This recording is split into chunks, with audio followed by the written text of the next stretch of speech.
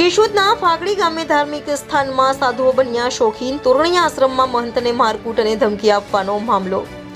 મનીષ ચુડાસમાએ આપી પ્રતિક્રિયા. તોરણીયા આશ્રમમાં મહંત શંકરદાસને કરી મારકૂટ. શંકરદાસે સેવા માટે રાખેલ એક સાધુએ પોતાના સાથી અને એક સાધુ અને સાથી મહિલા સાથે મળી કર્યા ગોરખધંધા અને મારકૂટ. દારૂ ગાંજો ચરસ પી જગ્યાને કરી બદનામ. મહંતે ના કહેતા કરી તેની મારકૂટ. સ્થળ પર તપાસ કરતા આશ્રમમાં ધાર્મિક સ્થળના શોભે તેવા ટાંગેડા વસ્ત્રો, ઘાતકી હથિયારો પણ ખુલ્લેઆમ પડેલા જોવા મળ્યા. ભક્તોની આસ્થા પર પાણી ફેરવનાર કોઈ પણને ગાદી સોંપવામાં કે ચાદર વિધિ કરવામાં આવેલ નથી. સંવાદદાતા જગદીશ યાદવ, ઇન્ડિયા 24 ન્યૂઝ, જૂનાગઢ.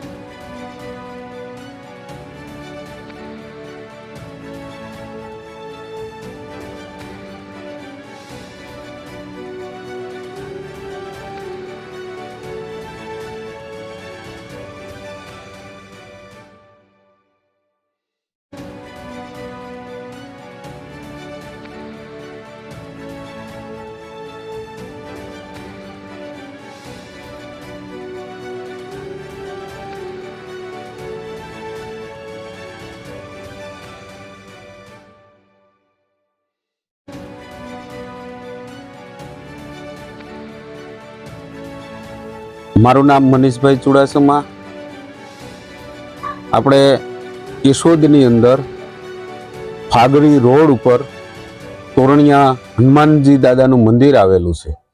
જે જગ્યાની અંદર આજકાલ વિવાદ ચાલી રહ્યો છે, ત્યારે ત્યાં જતા આવતા ભાવિ ભક્તોને ખૂબ જ ઠેંસ પહોંચી છે. આ વિવાદનું કારણ ત્યાં રહેતા સાધુ સંતો છે.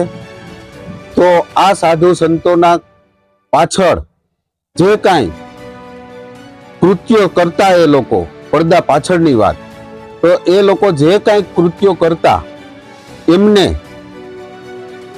મારી એક ખાસ નમ્ર વિનંતી છે કે આ કૃત્ય તમારું બધું બંધ કરી દો અને આ આશ્રમ છે તે ટ્રસ્ટને હવાલે થાય અને ત્યાંની પબ્લિકને અને કેશોદના નગરજનોને, કેશોદના વાસીઓને એક ધાર્મિક આસ્થાનું કેન્દ્ર જે બનેલું છે, હનુમાનજી દાદાનું મંદિર તોરણિયા હનુમાન, તે કાયમીને માટે ટકી રહે, એના માટે થઈ અને પોલીસ કેસ પણ થયેલો છે.